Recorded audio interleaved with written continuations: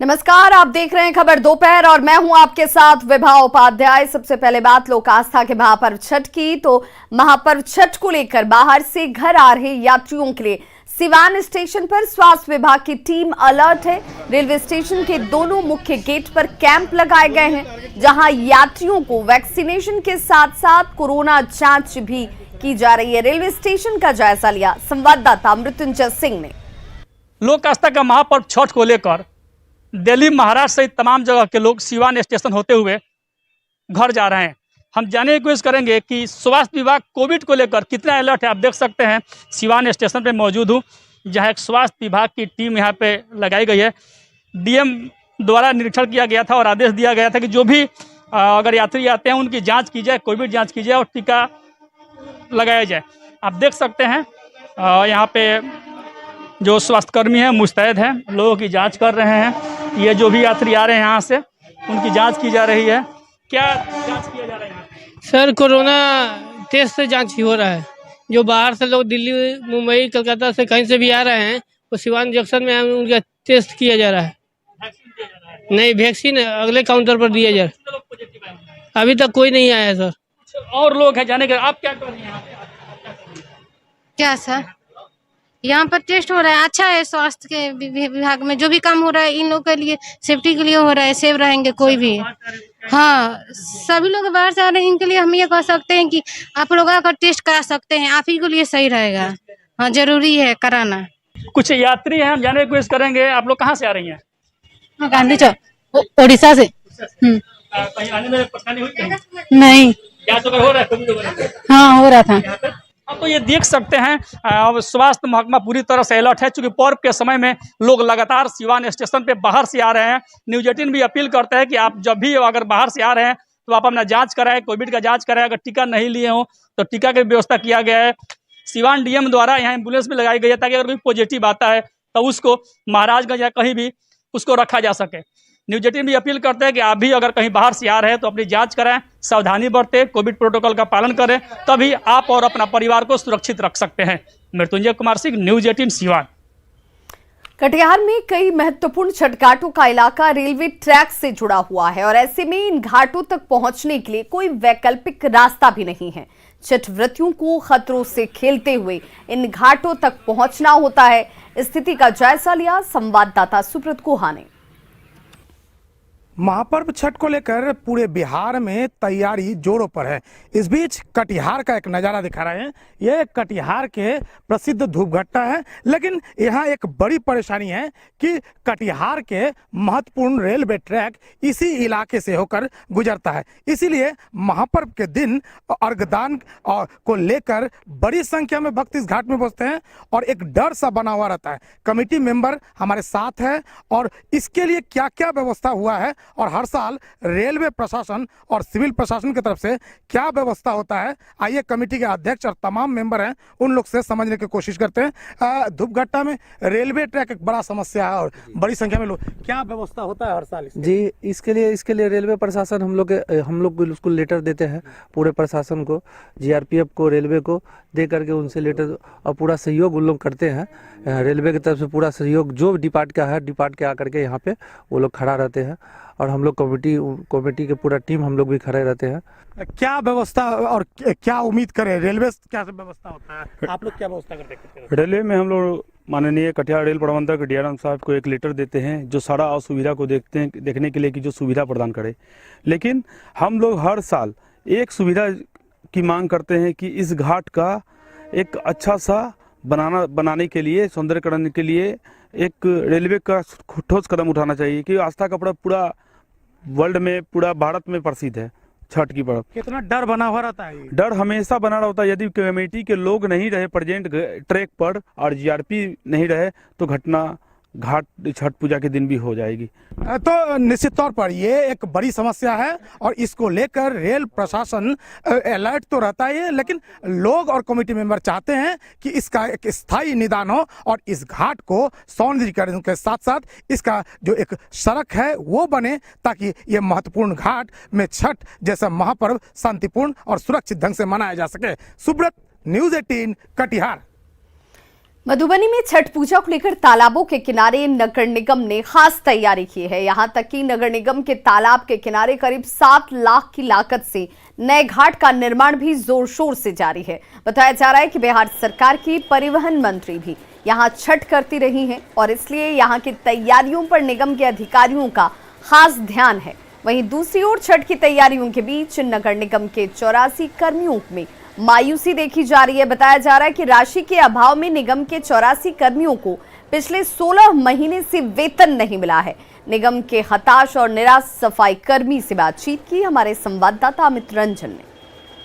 मधुबनी में छठ को लेकर तैयारी जोर शोर से जारी है। खासकर जो छठ घाट है वहाँ पर साफ सफाई और जो कुछ नए घाट बनाने का काम भी किया जा रहा है। ये अभी मैं आपको जो तस्वीरें दिखा रहा हूँ ये मधुबनी नगर निगम के परिसर में जो तालाब है उसकी ये तस्वीरें हैं। यहाँ छठ के पहले ये यहाँ काफ़ी ज़ोर शोर से ये घाट बनाया जा रहा है और इस घाट की लागत बताई जा रही है लगभग 7 लाख रुपए इस पे खर्च आएगा, जो कि नगर निगम के द्वारा किया जा रहा है। और ये साथ में यहाँ जो पोखर के आसपास जो साफ़ सफाई पर भी ध्यान दिया जा रहा है।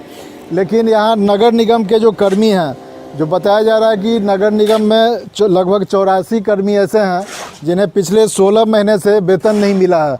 ऐसे में यहाँ जो नगर निगम में कर्मी हैं उनके परिवार में काफ़ी ज़्यादा मतलब मायूसी है। उनका कहना है कि यहाँ मंत्री जी के लिए घाट बन रहा है, ये अच्छी बात है, घाट की सफाई हो रही है, ये भी अच्छी बात है, लेकिन साथ में उनका परिवार त्यौहार कैसे मनाए, ये महापर्व कैसे मनाए, इस पर भी सरकार को या जो जिम्मेदार हैं उनको सोचना चाहिए। अशोक जी, क्या मतलब आप लोगों को यहाँ क्या मतलब पिछले 16 महीने से वेतन नहीं मिला? 16 महीने से वेतन अभी तक नहीं मिला है।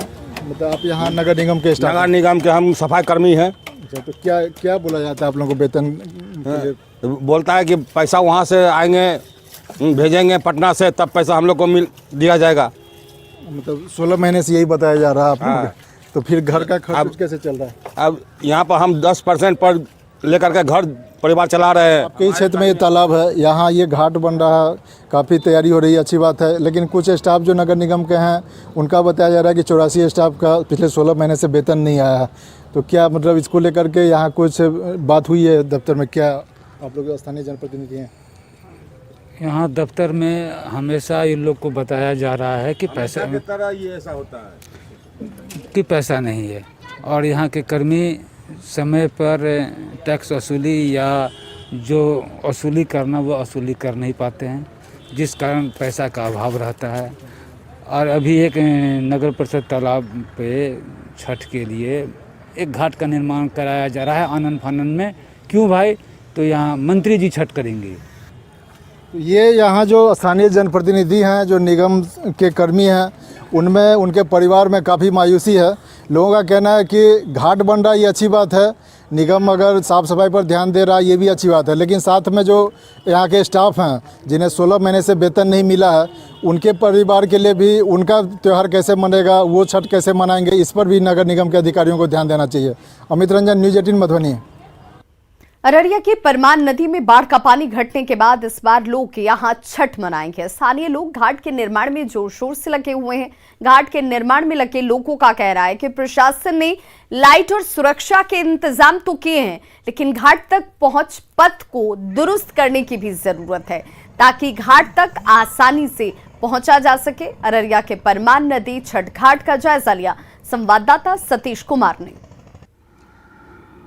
अभी हम मौजूद हैं अररिया शहर के परमान नदी छठ घाट में। तस्वीर में साफ तौर पर देखा जा सकता है किस तरीके से यहाँ पर छठ की तैयारी के लिए जो प्रशासन द्वारा यहाँ पर लाइटिंग की व्यवस्था यहाँ पर कर दी गई है और यहाँ पर जो स्थानीय लोग हैं अभी से ही छठ घाट के निर्माण में लगे हुए हैं।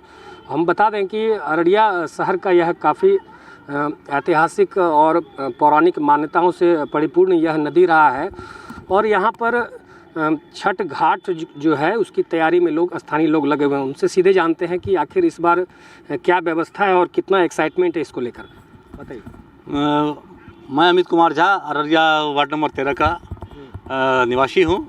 हालांकि प्रशासन की तरफ से यहाँ पर हर वर्ष छठ पूजा की तैयारी में बहुत सारी सहयोग और बहुत सारी व्यवस्था की गई है और ये नदी जो है कोसी से होकर के मनिहारी गंगा में जाकर के मिलती है और लोक आस्था का पर्व जो है प्रत्येक वर्ष की भांति इस बार भी जोर शोर से इसकी तैयारी चल रही है और ऐसा देखा जा रहा है कि नए प्रशासन इसमें बहुत सारा व्यवस्था कर रही है। और आगे आप देख सकते हैं कि नदी की जो धारा के खतरे को देखते हुए प्रशासन की तरफ से रुकावट भी किया गया है, रुकावट भी तैयार किया गया है। हमारे साथ कुछ और लोग भी हैं, बताइए क्या इंतजाम है इस बार, बताइए। जी, इस बार बीच में बाढ़ आने के कारण थोड़ी सी अव्यवस्था तो दिख रही है, लेकिन फिर भी यदि नगर परिषद और थोड़ा सहयोग करे तो, क्योंकि अभी सहयोग की ज़रूरत है, घाट थोड़ा अस्त व्यस्त है और सहयोग की ज़रूरत है कि जेसीबी से आगे का जो स्थिति है घाट का प्लेन किया जाए, उसको लेवलिंग किया जाए। और हम देख रहे हैं कि नगर परिषद की तरफ से ये बांस तो लगाया गया है लाइटिंग के लिए, इतना ही काफ़ी नहीं है और थोड़ा सा सहयोग करे जेसीबी के द्वारा जो है मिट्टी का जो ढलान है वो सही से, क्योंकि नदी का जो रुख है आगे पीछे करके कहीं पानी ज़्यादा है तो कहीं पानी कम है। इस स्थिति को लेकर के सभी जो ये महाआस्था का पर्व जो छठ है, इसमें सभी लोग जो है उधेड़बुन में है कि क्या करें, मतलब इसीलिए हम लोगों ने एक पर्सनल आने के लिए जो रास्ता आने के लिए रास्ता जो है अभी ठीक है, पहले की अपेक्षा बहुत ही अच्छा है। और जो है हम लोग अभी पर्सनल लेबर लगा कर काम कर रहे हैं और थोड़ी सी हमारी नगर परिषद का सहयोग चाहिए कि सभी का घाट जो है अच्छे ढंग से हो पाए और हम लोग अच्छे ढंग से छठ मना पाए। धन्यवाद। मेरा नाम विकास मिश्रा, वार्ड नंबर 13, अररिया। तो तस्वीर में साफ तौर पर आपने देखा कि अररिया शहर का यह जो ऐतिहासिक परमान नदी छठ घाट है, यहाँ पर जो स्थानीय लोग हैं वो घाटों के निर्माण में लगे हैं, लेकिन नगर परिषद से सहयोग की अपेक्षा है। सतीश कुमार, न्यूज़ 18 अररिया। खबर दानापुर की बेहटा से, जहां छठ महापर्व पर छठ घाटों की सुरक्षा के लिए पटना जिले के साथ 6 जिलों के लिए बेहटा से एनडीआरएफ की टीमों को रवाना किया गया है। बिहार के अलग अलग छठ घाटों के लिए 600 जवानों को बेहटा एनडीआरएफ के हेडक्वार्टर से रवाना किया गया। एनडीआरएफ के असिस्टेंट कमांडेंट हरविंदर सिंह ने टीम को रवाना किया है। इनके पास वाटर एम्बुलेंस के साथ ही डिजिटल इक्विपमेंट्स और जरूरी इमरजेंसी किट मौजूद है। पटना में 8 टीमों को लगाया गया है, जबकि 6 टीमों को भोजपुर, बक्सर, नालंदा, दरभंगा, मुंगेर और सुपौल भेजा जा रहा है। हम लोग लगभग 400 जवान हैं एनडीआरएफ के जिनको कि लगा रहे हैं, और एसडीआरएफ के भी हमारे लगभग 250 जवान हैं जिनको कि लगा रहे हैं। बोट के साथ वो लोग विभिन्न घाटों पर रहेंगे जो बड़े और ख़तरनाक घाट हमारे हैं, और जहां ज़्यादा भीड़ होती है वहां वो लोग मुस्तैद रहेंगे। इसके अलावा लगभग 400 की संख्या हम लोग गोताखोर को भी चिन्हित किए पूरे ज़िले में, और उनको भी संबंधित अंचलाधिकारी के माध्यम से विभिन्न घाटों पर हम लोग डिप्यूट कर रहे हैं। ये आज लगभग पटना में हमारे 400 जवान और अन्य जगह पे 200 जवान, लगभग 600 जवान हमारे आज यहाँ से रवाना हो रहे हैं। और सिंस ये बहुत बड़ा महापर्व है और इसमें किसी भी अप्रिय घटना को घटने से बचाने के लिए हमने अपनी पूरी तैयारी कर रखी है। पूरी मेन जितने भी घाट हमें बताए गए हैं उस पर हमने अपने पूरी इनको तैनात करने का प्लान बना रखा है डिस्ट्रिक्ट एडमिनिस्ट्रेशन से मिल के, और बाकी जो लोकल नाविक हैं, लोकल गोताखोर हैं, उन सब की साथ मिलकर हम वहां डिप्लॉय रहेंगे और कोई भी अप्रिय घटना होने से बचाने की कोशिश करेंगे। छठ के परिधानों में सजी महिलाओं ने दिल्ली में पीएम मोदी का स्वागत किया। महिलाओं से बात की न्यूज़ 18 संवाददाता विनीत कुमार ने।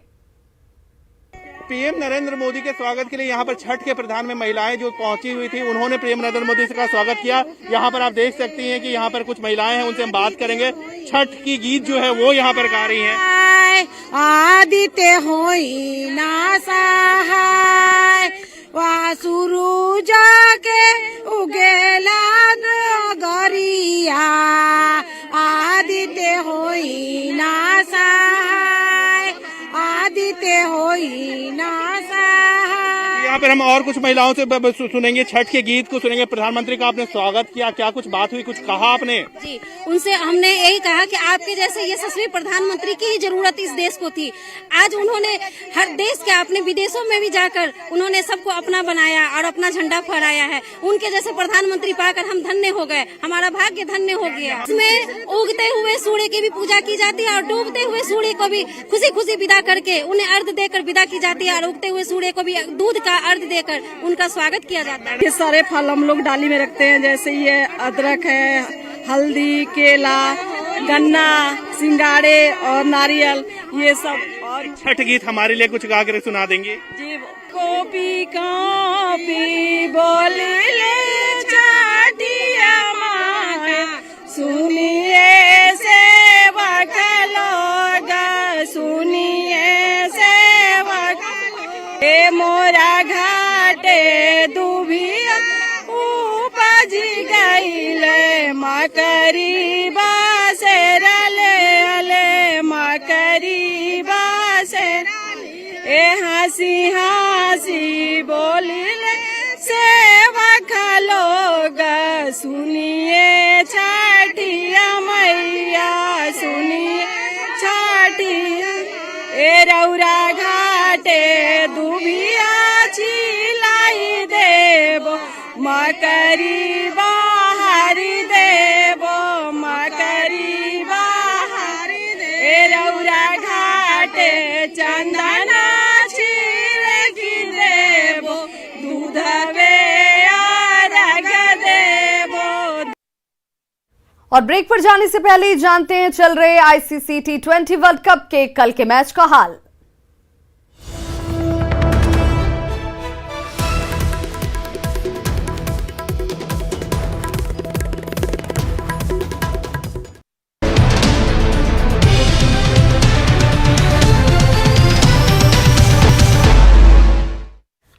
ब्रेक के बाद एक बार फिर से आप सभी का बहुत स्वागत है। भारत ने टीकाकरण को लेकर बेहद ही सराहनीय काम किया है। अब तक 1 करोड़ से भी 100 करोड़ से भी ज्यादा टीकाकरण हो चुका है और अब भी हम अपनी पूरी जनसंख्या के वैक्सीनेशन के लक्ष्य से काफी दूर हैं।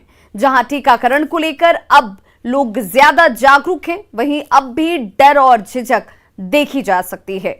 टीकाकरण को लेकर नेटवर्क 18 और फेडरल बैंक की जागरूकता मुहिम संजीवनी इस शॉर्ट ऑफ लाइफ राजस्थान के जोधपुर जिले में पहुंची है, जहां स्वयंसेवी संस्था ग्राविस और स्थानीय स्वास्थ्य कर्मी बेहतरीन तालमेल के साथ काम करते हुए लोगों को जागरूक करने में जुटे हैं।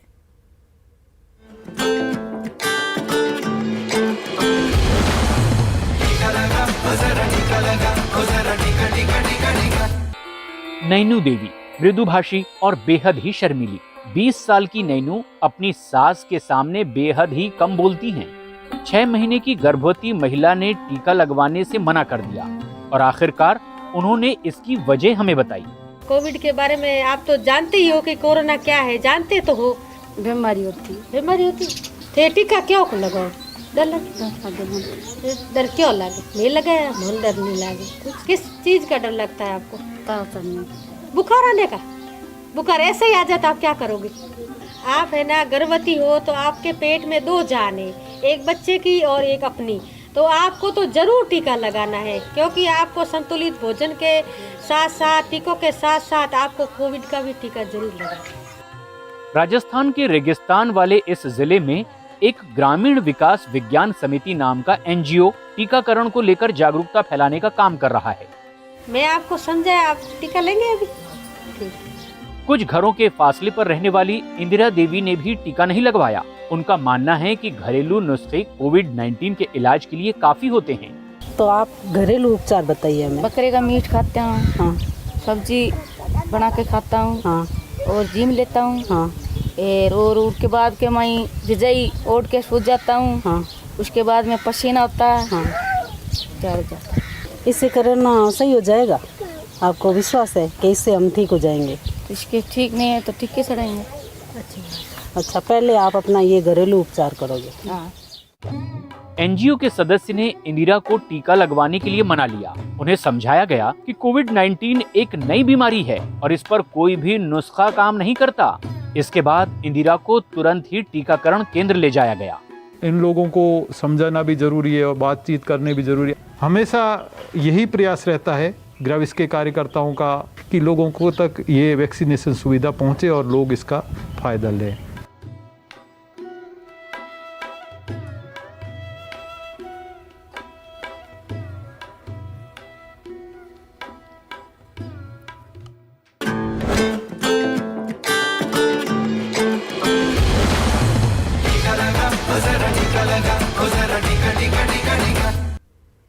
तो खबरों का सिलसिला लगातार जारी है। आप देखते रहिए न्यूज़ 18 बिहार झारखंड।